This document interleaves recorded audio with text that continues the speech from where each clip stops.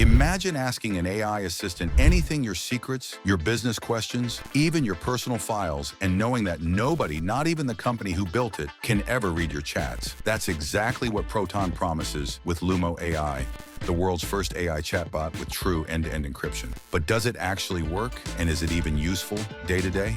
Let's find out. Hey everyone, welcome to AIChief. If you're new here, this is where we explore the latest breakthroughs in AI, tools, tutorials, and honest reviews. And by the way, if you like staying on top of AI news without drowning in hype, check out our free weekly newsletters, AIChief.com/AI newsletter. It's short, useful, and keeps you ahead of the curve. So what actually makes Lumo different from ChatGPT, Gemini, or Claude? Proton says this is the first chatbot with what they call zero-access encryption. That means your chats aren't logged, even Proton can't see your history, and your conversations aren't used to train the AI. It's the same philosophy that built Proton Mail and Proton VPN, privacy first. With Lumo, they're trying to bring that same promise into the AI world. Unlike ChatGPT or Gemini, where your data is stored and sometimes even trained on, Lumo promises complete confidentiality. That's a huge shift in how AI can respect your privacy. Let's see how it actually performs. I'll start with a simple question. What is end-to-end encryption, and why is it important? Lumo gives a clear answer.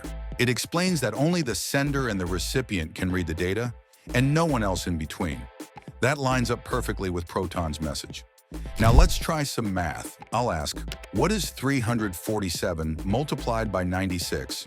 It takes a moment, not the fastest I've seen, but it delivers the correct answer. Okay, let's push it with a logical question. If 5 cats can catch 5 mice in 5 minutes, how many cats are needed to catch 100 mice in 100 minutes? Lumo works through it and gets it right. The answer is still 5 cats. Lumo isn't just private, it can actually handle general knowledge, math, and even logic puzzles. It's not blazing fast, but it gets the job done. Now let's walk through the features. First is ghost mode. Up in the corner, there's a little mask icon. When it's turned on, Lumo won't save your conversation history at all. It's like going completely off the record. If I click it again, it switches off, and chats can be stored normally.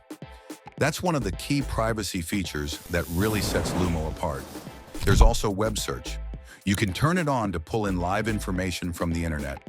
Just make sure you enable it at the start of a chat, otherwise it won't work. Then there's file upload. Right now it only works with PDFs. That means if you have Proton docs or images, you'll need to export them first. It's a bit limiting, but at least you can test it with documents. And for Proton Drive users, you can connect your drive, though again, only PDFs are supported today. So the features are there, but still basic. Ghost mode might be my favorite. Turn it on and your chats vanish instantly. With no history, no logs, and no trace.